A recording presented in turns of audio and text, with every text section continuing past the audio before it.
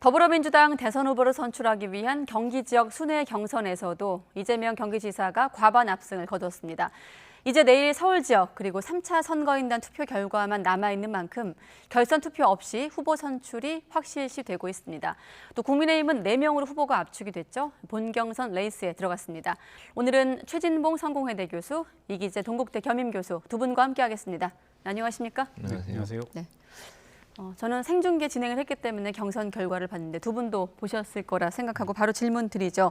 이재명 지사, 선거인단 최대 규모를 갖고 있는 정치적 안방 경기 지역에서 득표율이 건재했습니다.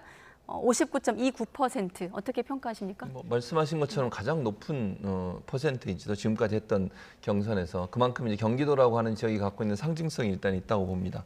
이재명 지사가 도지사를 하고 있죠. 현재도 하고 있는 상황이고 거기서 많은 실적을 냈기 때문에 경기도민들의 지지가 좀 높다고 볼 수 있고 정치적 고향이라고 할 수 있는 곳이죠.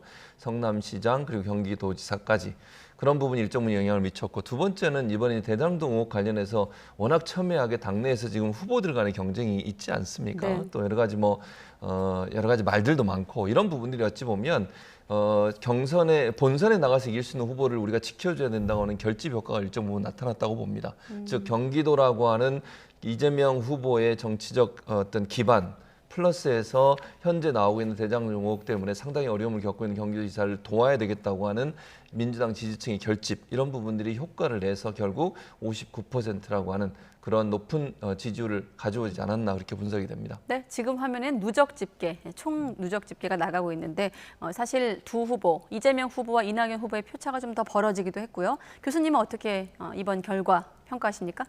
그렇죠. 뭐 어쨌든 그 경기도지사를 아직도 하고 계시니까요. 그리고 경기도는 역시 뭐 정치적인 지금 안방이라고 볼 수 있고 이낙연 후보도 사실 뭐 거의 전 지역에서 졌지만 광주 전남에서는 근소하게나마 이제 이재명 후보를 따돌리기도 했는데 그다음에 이제 최근에 뭐 재난지원금을 경기도민에게 전체를 다 지급했지 않습니까? 예. 이런 것들이 아무래도 경기도에 영향을 미쳤다 이렇게 생각이 되고 그리고 어쨌든 지금 현재 보면 이제 밴드웨건 효과가 있는 것 같아요. 앞에 이제 나팔 불고 가면 이제 군중들이 따라가는 효과인데 어쨌든 지금까지 쭉 경선 레이스를 하면서 50%를 계속 넘기고 왔기 때문에 이제는 뭐 거의 뭐 이재명 지사로 이제 정리가 되는 거 아닌가 이런 속에서 더 뭐 조금씩 더 지지율이 붙는 상황인 것 같습니다. 네, 지금 방금 이 교수님께서 지사직 유지를 언급하셨는데 최 교수님은 어떻게 보십니까? 지사직을 유지한 것이 좀 유효했다고 보십니까? 뭐 저는 일정 부분 영향을 미쳤다고 봐요. 그러니까 본인이 또 지사직을 유지하면서 두 가지 최근에도 또 하나 일을 했지 않습니까? 대장동 의혹 관련해서 논란이 있으니까 청렴 이행 계약서라고 하는 그걸 썼지 않습니까? 그 대장동 사업이 지금 돈을 많이 벌었다고 얘기되는 그 화천대유나 이런 이런 사람들에게 지급해야 할 돈을 지급하지 못하도록 하라고 하는 권고를 성남시에 내렸습니다. 이런 지사가 아니면 이런 걸 결정할 수 없는 상황 아니겠어요? 이런 부분들이 일정 부분 영향을 미쳤고 재난지원금 문제도 말씀하셨습니다만 재난지원금도 즉각적으로 지급하도록 해서 국민들의 어떤 필요를 즉각적으로 대응하는 그런 일하는 지사의 모습을 보여준 점은 본인한테 긍정적으로 평가받을 수 있는 부분이라는 생각이 들어요. 물론 뭐 이제 만약에 최종 후보로 결정이 되고 나면 그 이후에 계속 지사직을 유지할지는 불투명합니다만 지금까지 유지하면서 여러 가지 했던 일들이 결국 지금의 선거에 도움을 주는 영향을 미쳤다 이렇게 볼 수 있을 것 같습니다. 네, 뭐 거듭 언급한 이슈 중에 하나가 대장동 의혹인데 사실 뭐 경기도 지역이라서 조금 뭐 다를 수도 있겠습니다만 지금까지 어떤 경선 과정을 지켜보면 대장동 의혹이 자막처럼 큰 타격이 없어 보이긴 하거든요. 이 분위기가 본선까지 유지가 될까요? 어떻게 보십니까? 근데 이번 어쨌든 오늘 이제 경기도의 이제 권리당원 이제 투표를 이제 개표한 거 아닙니까? 네. 그렇기 때문에 이거는 당원들 표기 때문에요. 내일도 아마 이제 내일 서울도 핵심 당원들이 할 거고 3차 선거인단의 이제 3차 슈퍼위크의 선거인단 30몇 명의 이제 투표 결과가 나올 텐데 그것도 역시 민주당 경선에 참여하는 적극적 지지층이라고 봐야 됩니다. 그래서 현재 이재명 후보의 지지율이 떨어지지 않고 유지하고 있는 것만을 놓고 봤을 때 대장동 이슈가 뭐 별게 아니다 이렇게 넘어가는 건 굉장히 위험한 분석 같고요.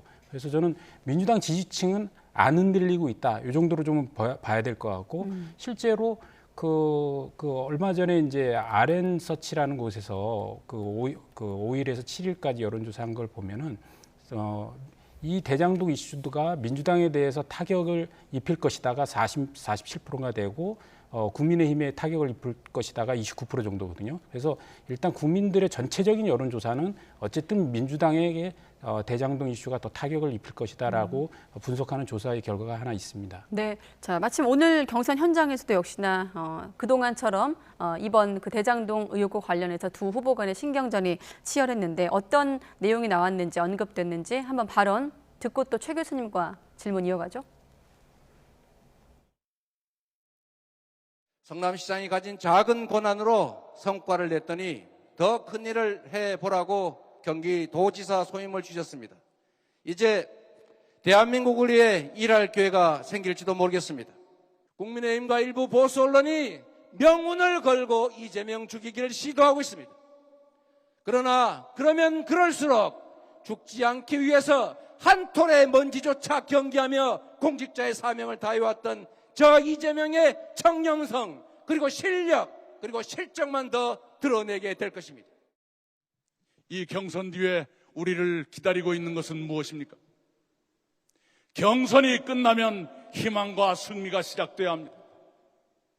그러나 만약 경선이 끝나고 민주당의 혼란과 위기가 시작된다면 우리는 민주당 역사의 죄인이 될 것입니다. 그렇게 되지 않도록 우리는 결단해야 합니다. 불안하고 위험한 길로 가지 맙시다. 안전하고 안심되는 길로 갑시다. 네, 방금 이제 이낙연 전 대표가 불안하고 위험한 길을 언급을 했고 그 경기도 순회 경선 직전까지도 캠프 측에서 뭐 배임 또 구속 이렇게 좀 거친 날로 조금 더 공세가 거세졌습니다. 뭐 험악하다고도 할 수 있을 것 같은데 어떻게 좀 이제 좀 거의 서울 경선이 끝나면 이제 경선은 결론이 날 텐데 이 분위기는 어떻게 좀 마무리가 될까요?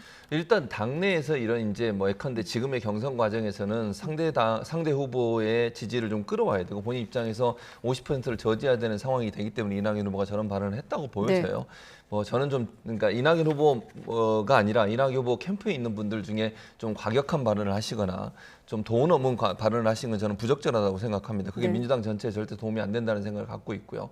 어쨌든 그런 발언을 하는 것은 결국 지지층을 결집하려는 의도라고 보여져요. 그러니까 지금 이낙연 캠프 측에서는 어찌하든 50%를 저지해야 돼요. 그게 목표거든요, 지금은. 그 목표 달성을 위해 시간이 없고 이런 상황이라면 아주 그냥 극약 처방을 할 수밖에 없는 상황이고 그러다 보니까 도를 넘는 그런 발언들이 나오고 있어요. 이게 이제 원팀을 훼손할 수 있는 부분도 있고 나중에 정말 하나의 힘으로 모아서 야당의 후보, 최종 후보와 경쟁을 해야 되는데 그 상황에서 도움이 될 수 없는 그런 발언들을 하는 것은 민주당 전체에게 저는 부담이 되는 얘기라는 말씀을 꼭 드리고 싶고 다만 이제 그럼에도 불구하고 지금의 결과로 보면 이재명 후보가 지금 논란이 되고 있는 뭐 대장동 개발과 관련해서 관계돼 있는 게 하나도 나온 게 없어요. 도리어 지금 나오고 있는 사람들 얘기를 보면 현재까지 나오고 있는 사람은 예전에 박근혜 정부 때 일했던 분들하고 관계 있는 분들이 더 많습니다, 훨씬. 그리고 뭐 유동규 씨가 지금 구속돼 있긴 한데 이 부분이 만약에 이재명 씨와 직접적인 연관이 있는 부분이 나온다면 그건 뭐 큰 타격이 되겠지만 그게 나오지 않는다고 하면 크게 이게 선거 전체에 영향을 미칠 가능성은 좀 제한적이라고 저는 생각을 해요. 그런 차원이기 때문에 민주당 지지자들도 그런 점들을 보고 지금 이재명 지사를 지지하고 있기 때문에 그런 얘기가 나오지 않거나 그런 어떤 결과가 수사를 통해 나오지 않는다고 하면 이게 경선에 크게 또는 뭐 전체 선거에 크게 영향을 미칠 요소로는 작용하지 않을 거라고 저는 봅니다. 네, 말 그대로 내부 총질에 대한 이번 경선이 다 이제 민주당 경선이 마무리가 되고 결론이 나왔을 경우 이낙연 전 대표 측 캠프의 어떤 기조가 어떻게 변화할지를 좀 지켜봐야 되겠습니다만은 지금 시점에서는 일단은 경선 후유증을 경계하는 목소리가 높은 상황입니다. 송영길 대표까지 나서고 있는 상황이거든요. 지도부는 지금 어떤 고민을 하고 있을까요? 지도부에서는 당연히 이제 그 경선의 후유증으로 과연 원팀이 훼손될 수 있다는 걱정을 하고 있을 거라고 봅니다. 왜냐하면 과거에 이제 그 국민의힘 전신이 이제 새누리당 그 이전으로 돌아가 버리면 그 이명박 박근혜 대통령의 치열한 경선 이후에 사실 봉합이 쉽지 않았거든요. 그런 과정을 이제 다 보고 있었기 때문에 민주당에서도 뭐 정치적으로 그런 경험들을 그 간접 체험을 했기 때문에 아무래도 이번에 그 두 후보 간의 치열한 경합이 결국 본선에서 네. 또다시 예를 들어서 이낙연 후보의 지지층에서 절대로 이재명 후보는 찍을 수 없다라는 기조가 상당히 강한 거로 알고 있어요. 서른 의원 같은 경우는 네네. 3분의 1이라고 또 언급을 하기도 그런 했었잖아요. 그 예. 기조가 있고 특히 이제 지금 구속 가능성까지 계속 얘기를 하는 거 보면 더 심해지고 오늘 뭐 뉴스를 보니까 오늘 그 경기도에서 이제 개표 이후에 장외에서는 또 지지자들끼리 몸싸움까지 있었다고 해요. 그래서 굉장히 좀 이제 심각하게 좀 보고 있는 것 같고 네. 다만 저는 이제 사실은 이제 서른 이제 공동위원장이 이제 구속 가능성 얘기했는데 이거는 이제 선대위 관계자들의 문제가 아니고 제가 볼 때는 이낙연 후보가 사실은 결단해야 될 부분이 있어요. 왜냐하면 정말로 본인의 마음에서 이재명 후보로는 문제가 있고 정말 문제가 있기 때문에 대장동 관련해서도 구속될 수 있다라는 생각을 실제로 갖고 있다면 네. 좀 더 정말 당을 위해서 결단해야 되지 않겠습니까? 그래서 예를 들면은 10월 3일 날 유동규 본부장이 구속됐을 때 뭔가 용단을 내려서 이것에 추가적인 경선 일정을 더 이상 할 수 없다라고 뭐 중단선을 한다든가 뭔가 정치 액션을 했을 때 이게 변화가 있는 거지 아니면은 뭐 선대위 관계자들이 자꾸 얘기를 하는 것은 결코 이제 뭐 경선 일정에 도움이 되지 않는 상황으로 흘러가거든요. 그래서 그런 면에서 보면 이낙연 후보 같은 경우는 굉장히 뭐 신중하게 행동을 했지만 그 신중함의 결과가 어떻게 보면은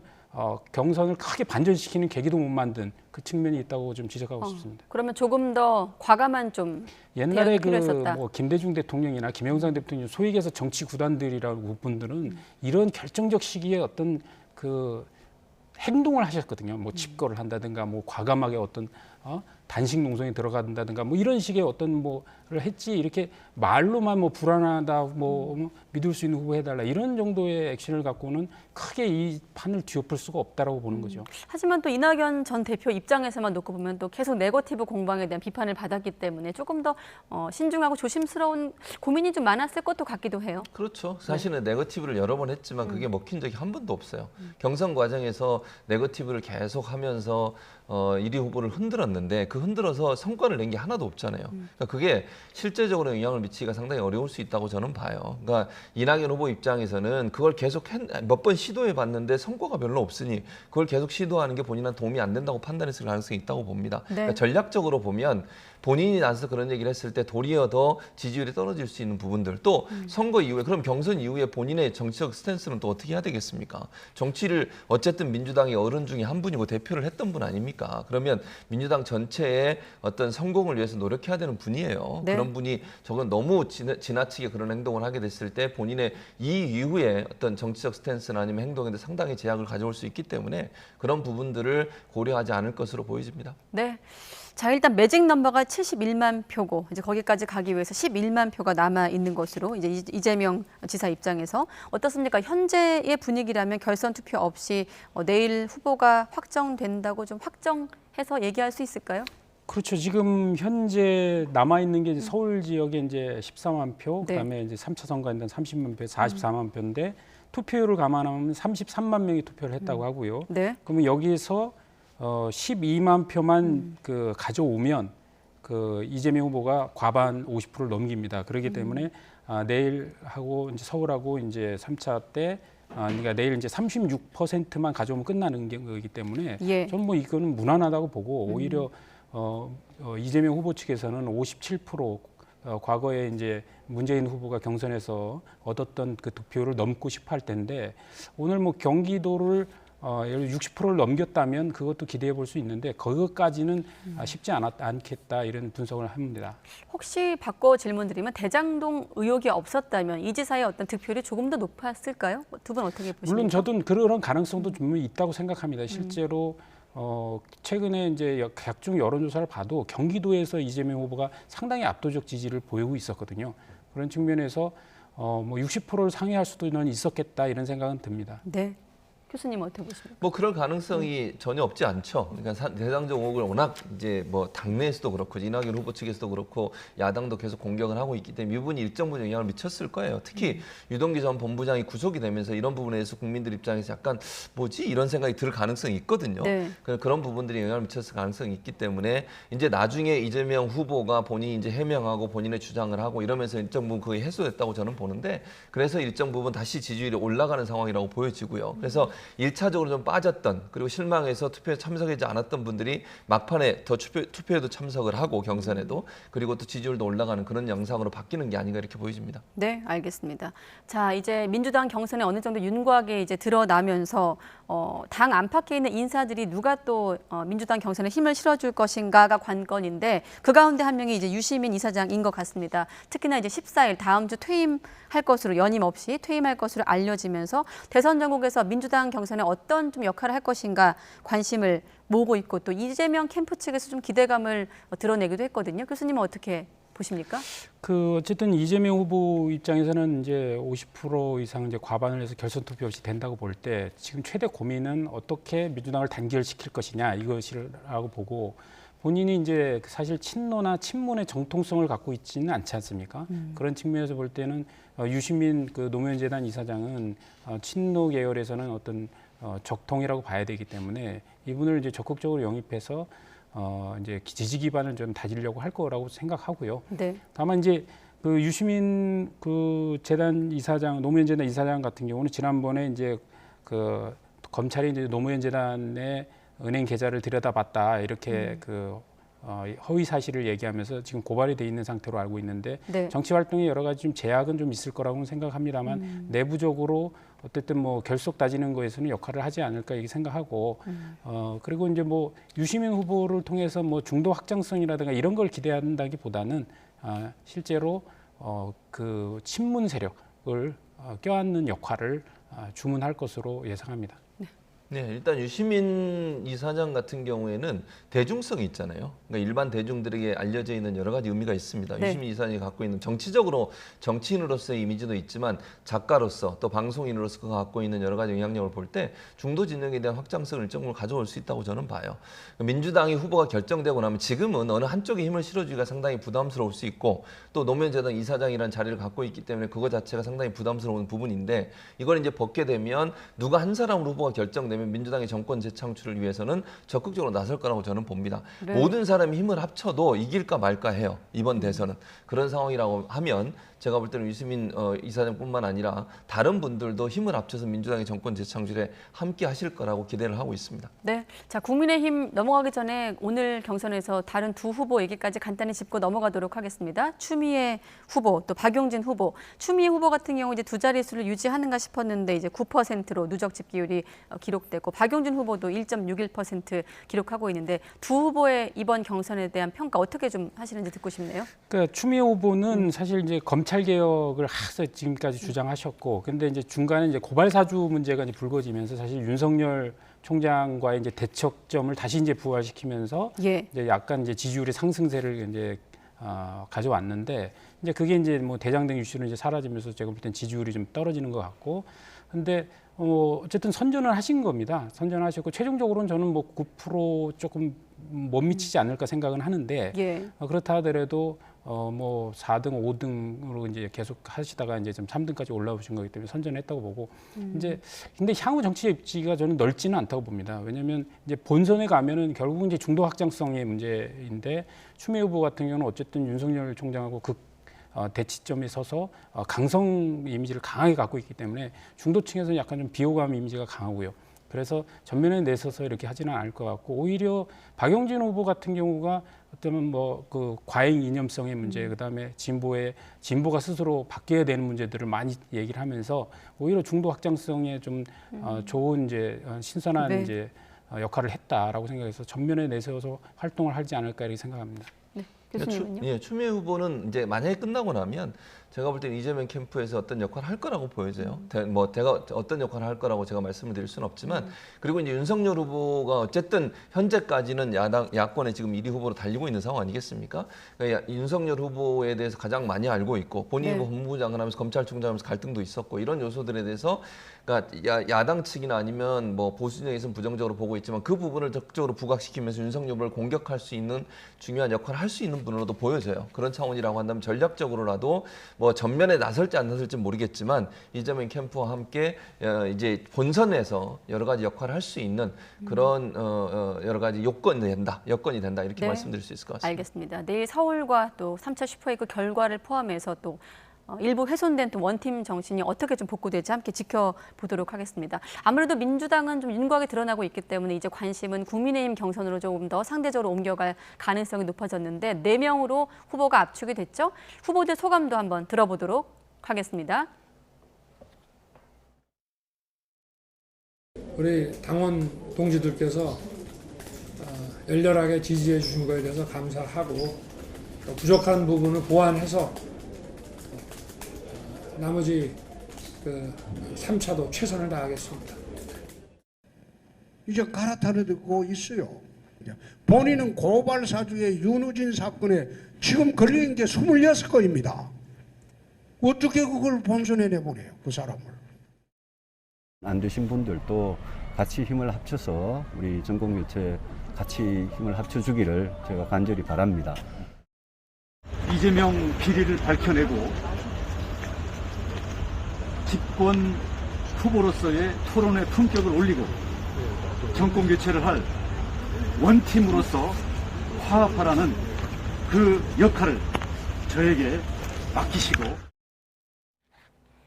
네, 함께 들어보셨습니다만 이 4명의 주자들의 발언 속에 남은 국민의힘 경선 과정이 좀 엿보이기도 합니다만은 자, 워낙 그 경선 과정에서 2강 1중 구도가 좀 뚜렷해서인지 질문들이 원희룡 전 제주지사에 대해서 좀 쏟아지기도 합니다. 4위에 대한 어떤 평가겠죠. 예상하셨습니까? 그렇죠. 저는 이제 원희룡 지사가 될 거라고 이제 방송에서 얘기했는데 워낙 이제 사실 3위까지 냈는데 4위가 너무 치열했거든요. 뭐냐면 국민 여론조사 같은 경우는 뭐 그 소수점에서 왔다 갔다 했기 때문에 차이가 그다음에 이제 당내 이제 당원 투표에서 어떻게 될 거냐가 관건이었는데 아무래도 원희룡 지사가 그래도 오랫동안 정치를 해왔던 당내 기반 때문에 4위를 한 것 같고요. 그래서 제가 볼 때는 그렇습니다. 그러니까 원희룡 지사 같은 경우에 사실 제주의 지사로 내려가면서 7년 동안 중앙 무대에서 좀 사라졌거든요. 그러다 보니까 아마 이번에 다시 이제 정치 무대에 들어서서 굉장히 애를 먹긴 했는데. 과거에 이제 뭐 남원정 그래갖고 원조 그 소장 개혁파로서 명성을 날렸었고 또 2007년에 그 대선에 한 번 출마한 적이 있습니다. 그때 이명박 박근혜에 이어서 이제 그 3위를 했고 홍준표를 눌렀었습니다. 그때 그랬던 이제 실력이 있는 후보였는데 잊혀졌다는 것 때문에 그런 좀 애를 먹었던 것 같고 그래서 마지막으로는 어쨌든 보수 진영 내에서는 4명의 주자 중에 그 마지막 주자로 그래도 원희룡 정도가 들어가서 4강 토론을 하는 게 전체적인 경선의 어떤 품격을 높이고 그다음에 차후에 어떤 리더를 키우는 측면을 좀 당원들이 많이 봐준 게 아닌가 이렇게 평가합니다. 네, 사실 과정 속에서 뭐 여러분 기억하시겠지만 이준석 대표는 녹취록 공방을 겪기도 했고요. 뭐 한글날 영어 표현 쓰기 그렇습니다만 이를테면 노이즈 마케팅이기도 합니다만 그런 것들이 과정에 대한 평가와 상관없이 좀 전략에는 유효했다고 보십니까? 유효하죠. 그러니까 국민의힘 경선이 그래도 정책 경쟁으로 갈 수 있는 기회를 얻었다고 저는 봐요. 만약에 원희룡 후보가 아니고 다른 분들, 그 거론됐던 분들, 이런 분들이 만약 올라왔으면 어떻게 됐겠습니까? 저는 개인적으로 그렇게 되면 이념 논쟁, 정쟁 이걸로 그냥 경선이 계속 갔을 거라고 생각해요. 그래서 유승민, 원희룡 두 분이 계시기 때문에 그래도 정책적인 대결로 갈 수 있는 기반이 마련됐다고 저는 개인적으로 생각을 합니다. 호불호를 떠나서. 무슨 말씀이냐면 두 분 같은 경우는 정치 경력도 오래되셨고 정책적 부분도 저는 개인적으로 다른 후보보다 훨씬 더 뛰어나다고 생각해요. 두 분이 갖고 있는. 근데 그런 부분들이 많이 부각이 돼야 되는데 그런 기회가 없었는데 이제 4명으로 압축이 되면서 그런 기회가 저는 더 많아질 거라고 생각합니다. 그래서 1, 2위 지금 달리고 있는 후보들 같은 경우에는 서로를 공격하면서 그냥 가고 있는데 어쨌든 유승민, 원희룡 두 분이 정책적 부분들을 좀 더 발굴해서 적극적으로 얘기하고 그걸 또 적극적으로 홍보할 수 있는 기회를 갖는다고 하면 국민의힘에 대한 어떤 그 새로운 이미지가 생길 수 있는 기회가 될 거고 또 하나는 원희룡 후보가 갖고 있는 이제 중도 확장성이 일정 부분 있다고 저는 보거든요. 그러니까 너무 극우적인 성향이 아니라 합리적 보수라고 하는 이미지가 중도로 확장할 수 있는 기회를 가져왔다는 점 이런 점이 원희룡 전 지사가 후보로 4위로 들어간 것 자체가 국민의힘 전체 경선에 긍정적인 영향을 미칠 걸로 예상이 됩니다. 네, 자 탈락자만 놓고 보면 하태경, 황교안, 최재형, 안상수 이렇게 보이는데 어떻습니까? 아무래도 민주당 입장에서는 이른바 반문 반사체여서 이제 최재형 전 원장에 대해서 이제 탈락 결과 나온 다음에 좀 공세를 고삐를 좀 강하게 쥐기도 했는데 출마 초기만 해도 윤 전 총장 대체제로 대안 후보로 화려하게 거론됐었거든요. 어떻게 평가하십니까? 뭐 다른 후보 포함해서? 일단 뭐 대체제이기 때문에 윤석열 총장이 주저앉기 전에는 이제 올라갈 가능성이 별로 없었고요. 처음에는 이제 컨벤션 효과로 이제 등장하면서 이제 지지율이 그 2위까지 올라가셨었는데 그 효과를 계속 뒷받침해 주질 못하셨죠. 그만큼 좀 정치적으로 좀 준비된 부분이 많이 부족했었고 그리고 여의도에 그 뭐 캠프가 해체되는 것 같이 그러니까 여의도에 적응도 좀 잘 안 되셨던 것 같고 그리고 그 중도 확장성을 좀 더 높이셨어야 되는데 좀 강경 보수 쪽을 이제 타겟팅 하시면서 전체적으로 득표 활동에 좀 실패하신 게 아닌가 이런 생각이 좀 들고요. 네. 그다음에 황교안 후보 같은 경우는 어쨌든 그 시종일관 그 계속 부정선거만 얘기하시면서 어쨌든 강성 지지층의 지지를 바탕으로 해서 4위 진출 전략을 시도하셨는데 그게 잘 안 된 것 같고 하태경 후보는 나름대로 토론에서는 선전을 하신 것 같습니다. 그런데 당내 기반이 역시 부족했기 때문에 4위 진출이 실패했다 이렇게 분석합니다. 네, 교수님은 뭐 말씀하신 대로 저는 일단 준비 부족이에요. 저는 그렇게 봅니다. 그러니까 반사체란 말씀을 하셨는데 최재형 후보 같은 경우에 이제 현 정부의 각을 세우는 모습을 때문에 결국 이제 대선 후보로 급부상을 했거든요. 감사원장 하다가. 그런데 결국 처음에 출마 기자회견하고 질문 받는 순간부터 준비 부족이 그대로 드러났어요. 기자들이 질문한 거 답변을 제대로 못 하셨잖아요. 나중에 얘기하겠다, 공부를 하겠다 뭐 이런 반응을 보이시면서 준비 부족이라는 부분이 아주 컸다고 저는 생각해요. 저분이 대선 후보로서 역할을 할 수 있을까 하는 부분.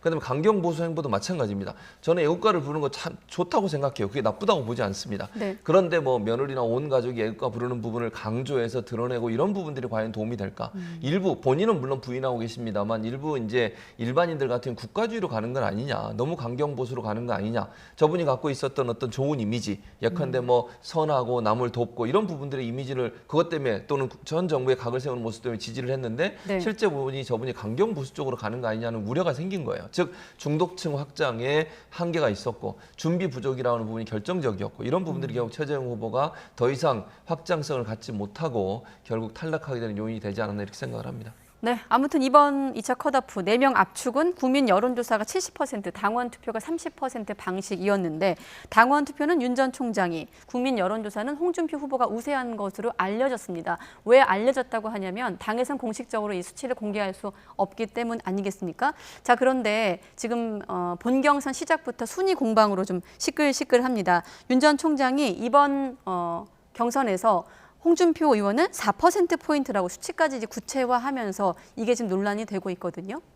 2차 컷오프가 끝나자마자 카톡으로 여러 개의 그 득표 현황에 대해서 날라왔는데 네. 사실 각 퍼센트가 다 다른 게 여러 가지 버전이 있습니다. 근데 그중에 이제 4% 차이 나는 버전도 있더라고요. 근데 그거를 보면은 실제로 당원 비중 70%, 30% 일반 국민 여론조사 비중이 이제 70%인데 예. 이걸 합산한 거하고 계산이 달라요. 그러니까 곱하기 더하기가 전혀 다른 엉뚱한 그 조사가 하나 돌고 있는데 그거를 가지고 김경진 의원이 이제 이런 이제 발언을 하셨던 것도 하더라고요. 그래서 제가 볼 땐 발언 자체가 잘못된 거라고 보고 당에서 이거와 관련해서 절대 이게 그거 사실과 다르다라고 이제 해명을 했습니다. 그리고 이거에 대해서 유포시키는 것이 이제 허위 사실이 될 수 있으면 경고했는데 저는 좀 당에서 좀 이번에 그 어쨌든 개표 결과를 발표하는 과정에서 좀 약간 좀 매끄럽지 못했다 이런 생각이 들어요. 왜냐면은 그게 뭐 그 선관위원장하고 이제 뭐 사무총장하고 이렇게 세 분이서 이제 했다고 하는데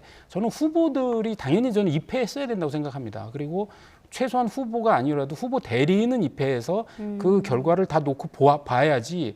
그래야 떨어진 사람이 떨어진 거에 대해서 승복할 거 아닙니까? 비공개를 하더라도 그렇죠. 네, 당사자들은 비공개를 알아야 된다. 전제로 해서 예. 그 후보의 대리인이라도 참석을 해야 그 다음에 떨어졌었다. 우리는 몇 프로로 떨어졌다는 걸 알고 가는 것이지. 예. 그냥 그 당선자 4명만 발표하고 낙선자에 대해서는 그러면 낙선자가 그 동의하기 쉽지 않을 거라고 생각하거든요. 그래서 저는 이거는 당에서 좀 실수한 측면이 있고 이게 이제 앞으로 이제 그 4명을 다시 이제 1명으로 이제 뽑는 선거도 마찬가지 결과일 거거든요. 이때도 뭐 당선자만 발표해 보면 낙선자들이 동의할 수 있겠습니까? 이런 측면에서 지금이라도 저는 그 당 선관위에서 각 후보 측들의 대리인이라도 불러서 어떤 여론조사 결과와 당내 조사를 놓고 실제로 투명하게 공개하고 단지 밖에 나가서 이것을 공개하지 못하게끔만 서약할 수 있는 형태로 좀 조정이 돼야 되지 않겠나 이런 생각합니다. 사실 이 숫자가 공식화될 경우는 이제 본경선에 영향을 미칠 수 있는 민감한 문제이기 때문 아니겠습니까? 일단 그렇다 보니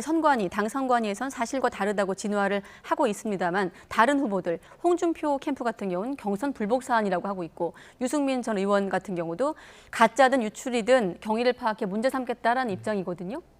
그럴 수밖에 없죠. 사실은 말씀하신 것처럼 퍼센테이지가 나오면 이게 뭐 공식적으로 선관위에서 발표했다면 모르겠어요. 그러면 문제가 없지만 네. 그게 아니라 누군가가 유포를 하고 확인되지 않은 내용을 얘기했다고 하면 이게 다음 선거에 영향을 미칠 수밖에 없어요. 예를 들면 대세론이 확장이 된다거나 아니면 누가 누구를 이겼다거나 어느 지역에서 또는 어느 지지층이 누구를 후보를 지지했다거나 이런 말이 나오게 되면요. 선거에 영향을 미치는 거예요. 공식적인 발표라면 모를까 아예 공식적으로 발표하지 않았는데 이걸 발표하는 것 자체가 사실은 선거판에 일정 부분 영향을 미치려는 의도를 갖고 했다고밖에 볼 수 없다는 거죠. 네. 누가 일을 했냐는 차기 다음번에 선거나 아니면 경선에 영향을 미칠 요소가 충분히 있다고 저는 봐요.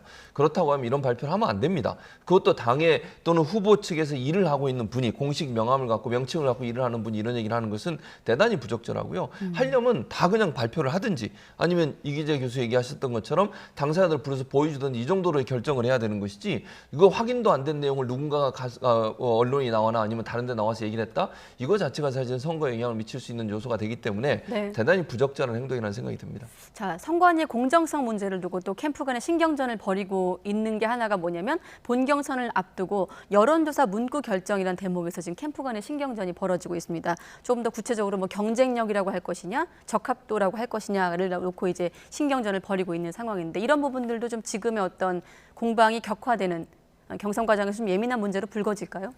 그거는 조금 잘못 보도되고 있는 것 같은데 그 적합도 조사냐 경쟁력 조사냐에서는 경쟁력 조사로 결정이 된 겁니다. 그러니까 적합도 조사가 아니고 경쟁을 하는데 예를 들어서 그 민주당의 후보가 결정될 거 아닙니까? 네. 그럼 예를 들어 이재명 후보다. 이재명 후보와 그 해서 어떤 후보가 더 경쟁력이 있다고 생각하느냐에서 그 경쟁력 있는 후보를 뭐 예를 들어서 홍준표, 윤석열, 뭐 원희룡, 유승민 이렇게 나열할 건지 아니면 1대1로 경쟁력을 물어보고 예를 들어서 이재명, 홍준표, 이재명, 윤석열, 이재명, 원희룡 이렇게 물어볼 것인지에 대한 문제의 차이거든요. 네. 그래서 저는 그거에 따라서도 좀 미묘하게 차이는 있습니다. 왜냐하면 처음에 시작을 할 때 사실은 그 적합도냐 경쟁력에서 경쟁력 조사로만 결정을 했기 때문에 근데 이 구체적인 것까지는 다루지 않았거든요. 근데 이 구체성이 있는 결과가 또 후보의 유불리를 좌우한다면 이 문제도 또 논쟁이 될 수 있다고 생각합니다. 네, 그 경쟁력이란 표현에도 다른 캠프에서 문제를 삼고 있다고 알고 있어서 질문을 한번 드렸는데. 네. 그러니까 저는 이것도 상당히 민감한 사안이에요. 어떻게 물어보느냐에 따라 답변이 달라질 수 있고 또 말씀하신 것처럼 예. 1대1로 물어볼 거냐 전체를 다 놓고 물어볼 거냐에 따라서 영향을 받을 수밖에 없어요.